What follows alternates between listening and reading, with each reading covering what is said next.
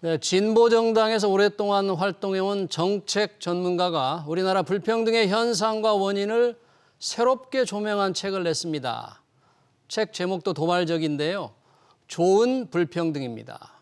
불평등을 완화하기 위한 문재인 정부의 주요 정책도 신랄하게 비판했는데요. 자세한 내용 들어보겠습니다. 최병천 신성장 경제연구소장 나오셨습니다. 어서 오십시오. 반갑습니다. 안녕하세요. 제가 진보정당에서 오랫동안 활동해왔다고 소개해드렸습니다만 우리 최병천 소장님 이력을 잠깐 보니까 문재인 정부 시절 대통령 직속 소득주도 성장특별위원회 전문위원, 네. 그리고 고 박원순 서울시장 정책보좌관, 민주당 싱크탱크인 민주연구원 부원장, 정말 진보정편에서 오래 있었는데 네. 이 책을 보니까 문재인 정부의 그 소득주도 성장, 최저임금 1만 원 대폭 인상 비판을 했어요. 좋은 불평등, 왜 이런 책을 쓰게 됐습니까? 문재인 정부가 불평등을 좀 줄여보려는 취지로 소득주도 성장론을 했었거든요. 네. 그래서 이제 취지는 매우 이제 선한 의지를 가지고 했다고 볼 수 있는데요. 어느 정부는 이제 공과가 있고 시행착오가 있을 수 있는데 좋은 의도를 했지만 이러저런 좀 부작용들이 생겼습니다. 특히 이제 최저임금 1만 원은 사회적으로 큰 논란이 됐었는데요. 예. 그래서 그 부작용을 좀 충분히 평가를 해야지 제대로. 그래야지 다음에는 좀 더 유능한 어떤 경제 정책을 할 수 있겠다는 생각으로 예. 조금 더 이제 좀 정직하게 특히나 이제 진보 내부에서는 그 동안에 좀 어떤 이제 심층적인 그리고 데이터에 기반한 평가가 좀 많지 있진 않았었거든요. 그래서 내부에 있는 사람이 오히려 책임 있게 그런 걸 제기해야지 생산적인 토론이 되지 않을까라는 생각으로 내게 됐습니다. 그동안 몸담았던 진보 진영의 동료나 이런 사람들도 조금 비판도 받지 않으셨어요? 혹시 책 내고? 아직은 많지는 않은 것 같습니다. 그래요? 아직은 좀 국회가 국정감사 기간이어서요. 예. 좀 아직 퍼지는데 좀 시간이 걸리는 것 같습니다. 예. 일단 좋은 불평등, 책 제목이 그런데 이 불평등은 안 좋은 거잖아요. 일반적으로 생각하기에. 네. 불평등은 줄여야 되는데 좋은 불평등이라는 것은 뭡니까? 시청자를 위해서 좀 설명 좀 부탁합니다. 네, 제 친한 변호사분 중에 저랑 비슷하게 생각이 말랑말랑한 분이 있었는데 그분이 막 화를 내더라고요. 예. 그분이 이제 법학을 하시는 분인데 법학에서는 불평등 개념이 인간 평등 개념에 좀 반대되는 개념이더라고요. 어떤 기본권 개념인 거죠. 예. 근데 경제학에서의 불평등은 격차 그 자체를 얘기하거든요. 하층 소득 대비 상층 소득의 격차. 네. 그게 이제 그런데 실제로는 불평등은 상중하에서 네. 상층이 오르거나 하층이 떨어지거나 중간이 얇아지면 불평등이 커질 수 있는데 네.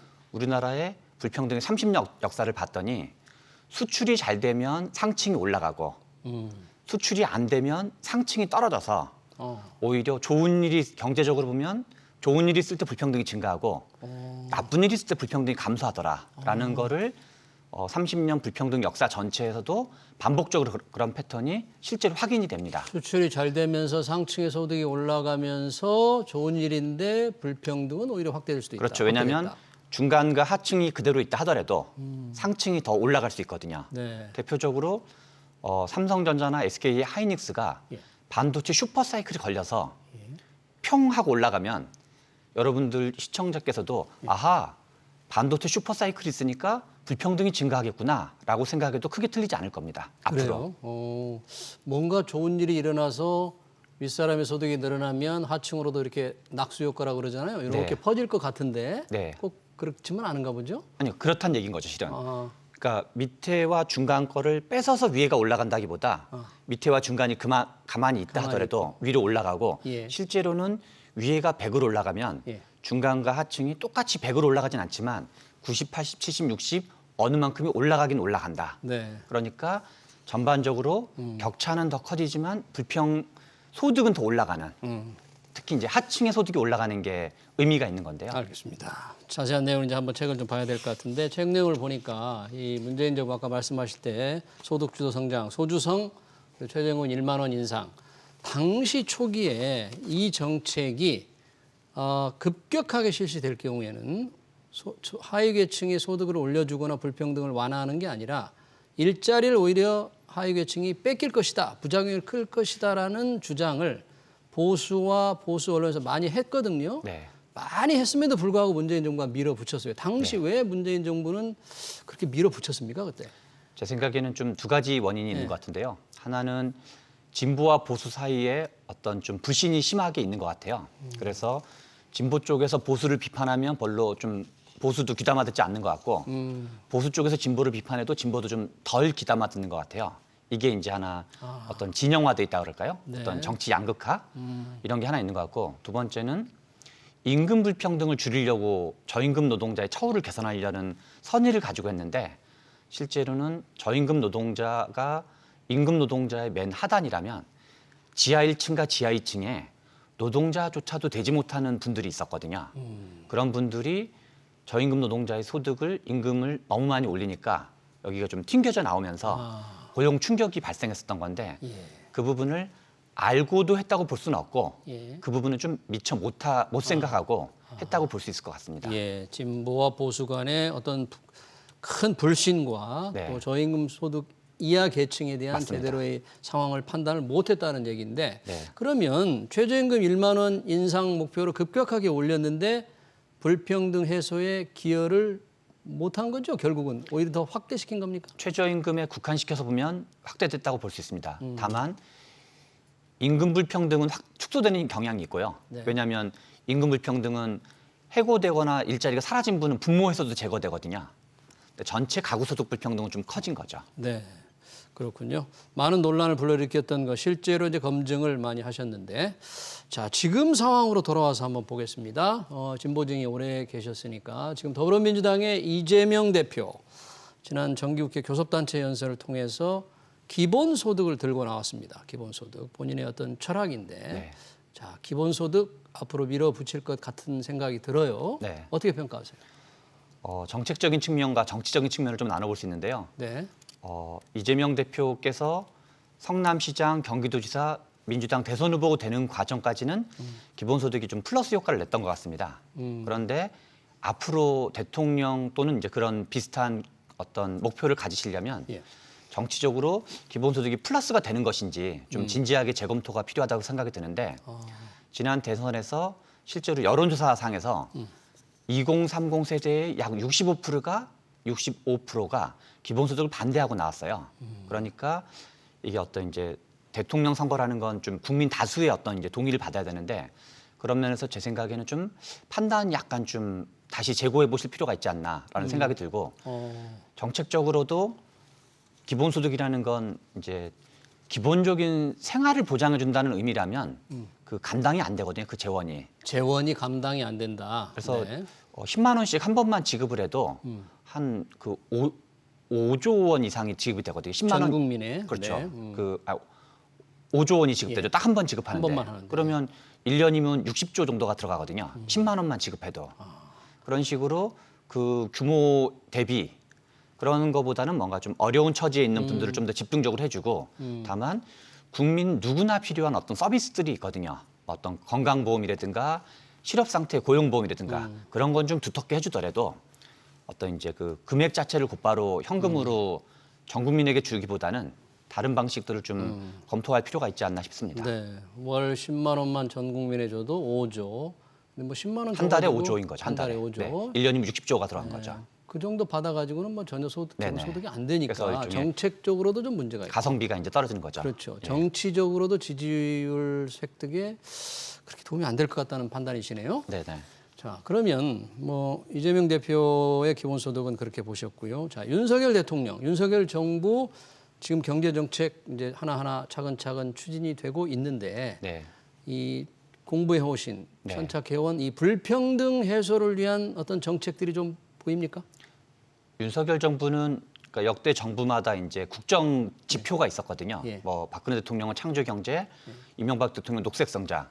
실은 우리나라가 87년 민주화 이후에 국정 어떤 기조가 없는 최초의 정부인 것 같아요. 윤석열 정부가. 국정 기조가 없다. 그렇죠. 그러니까 캐치프레이즈가 없다 그렇죠, 이런 거죠. 그렇죠. 그래서 그런 거를 국민들에게 하면서 어떤 평가를 받아야 되는 건데 좀 너무 이제 그런 거에 좀 둔감하신 거 아닌가 이런 그러니까 측면이 좀 윤석열 정부하면 경제 정책으로 떠오르는 게 없다 뭐 이런 얘기죠. 맞습니다. 물론 이제 현재 법인세 인하나 뭐 종부세 이런 상대적으로 좀 이제 부유층에 해당하는 분들한테 뭔가 좀 이제 제스처를 취하는 정책이 있긴 한데 그것도 좀 뭐랄까 이렇게 어떤 경제가 좋아지는 효과가 있다기보다 지지층한테 좀 어필하는 차원의 정책이 머물러 있는 것 같습니다. 네.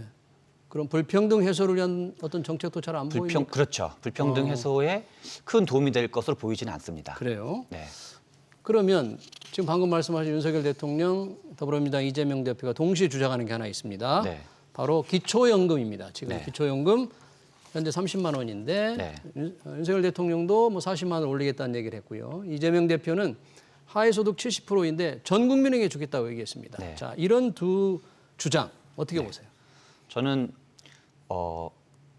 우리나라가 전 세계에서 네. 초고령화 속도가 가장 빠르다는 거를 두 분이 좀 고려할 필요가 있는 것 같아요. 초고령화가 뭐냐면 전체 인구의 65세 이상 인구가 20% 이상을 차지하는 걸 초고령화라고 그러거든요. 예. 7%를 고령화 사회, 20%를 초고령화 사회라고 그러는데 프랑스는 그렇게 7%에서 20%가 되는데 155년이 걸렸고 예. 스웨덴은 124년이 걸렸고 일본이 세계 최초의 초고령화 국가인데 35년이 걸렸어요. 예. 근데 한국은 예. 25년 만에 그걸 달성해요. 일본이 35년 걸리는 걸 우리는 25년 만에. 그렇죠. 네. 그러면 초고령화 속도가 빠르다는 건 무엇을 의미하냐면 부양비를 부담하는 속도가 빠르다는 걸 의미하겠대요. 그래서 우리나라는 엄청난 속도의 초고령화를 하기 때문에 국민연금과 기초연금의 관계를 어떻게 할 건지, 그다음에 세대 간의 갈등을 어떻게 할 건지 이것을 1차 방 정식을 푼다고 생각하기보다는 노인 빈곤 문제도 실제로 해결해야 되고 세대 간의 갈등도 해결해야 되고 어떤 지속 가능한 성장을 포함해서 초고령화라는 좀 더 큰 테마에서 기초연금, 국민연금의 관계를 고민해야 되는데 너무 좀 이렇게 단편적으로 대응하고 있지 않나. 양쪽 모두라는 생각을 하고 있습니다. 그러니까 국민연금 개혁에 대한 본격적인 어떤 정책 수립 없이 기초연금이라는 국민 세금으로 지급하는 거니까 그것만 늘린다는 것은 좀 문제가 심각하다 이렇게 보네요. 그렇기도 하고 현재 기초연금이 하위 70%까지 이제 지급이 되고 있는데요. 네. 하위 70%에 딱 걸리시는 분들이 금액이 1인 가구는 180만 원. 그러니까 65세 이상 중에서 2인은 288만 원인 경우도 기초연금을 받고 있어요. 그러면 중상층 해당하시는 분들도 네. 기초연금을 받고 있는데 재원은 점점 고령화 속도가 빨라질수록 엄청나게 들어갈 텐데 그것이 과연 바람직한가 해서 기초연금 개혁과 국민연금 개혁을 같이 섞어서 좀 논의할 필요가 있지 않나라는 생각을 합니다. 윤석열 대통령, 이재명 대표, 우리 한국의 빠른 초고령화 속도를 좀 감안하고 기초연금 얘기를 해달라는 주장입니다. 네. 자, 불평등을 해소하기 위한 가장 절실한 정책 대안 뭐가 있을까요? 네, 불평등이란 말 자체가 하층 소득 대비 상층 소득의 격차인데요. 네. 상층은 대체로 수출이 증가하면 증가했던 좋은 불평등 양상이 강했고요. 하층은 고령화랑 관련된 나쁜 불평등의 성격이 강했습니다. 좋은 불평등은 좀 내비두고 세금 같은 걸 걷는다든가 정도를 하고 나쁜 불평등에 해당하는 어르신 대책, 노인 빈곤 대책에 좀 더 주력할 필요가 있습니다.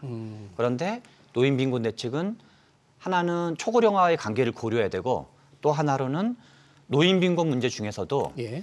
75세 이전의 어르신보다 75세 이후의 어르신들이 압도적으로 많습니다. 예. 노인 빈곤도. 그래서 75세 이후의 어르신들을 중심으로 이게 어떻게 보면은 한 세대의 문제거든요.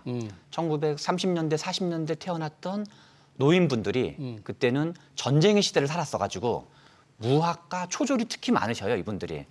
이분들한테 어떤 보충연금 제도를 도입한다든가 해가지고 이분들이 한 세대가 흘러가면 같이 해결될 수 있도록 네. 어떻게 보면 출생 연도를 기준으로 일몰제 방식으로 네. 노인 빈곤 대책에 좀 집중하는 게 가장 바람직하다고 생각을 합니다. 노인 빈곤 대책에 집중하는 길만이 불평등을 해소할 수 있는 정책이라는 주장으로 듣겠습니다. 네. 좋은 불평등으로 불평등 해소 대책을 연구하고 있는 최병천 신성장 경제연구소 소장이었습니다. 소장님 고맙습니다. 네, 감사합니다.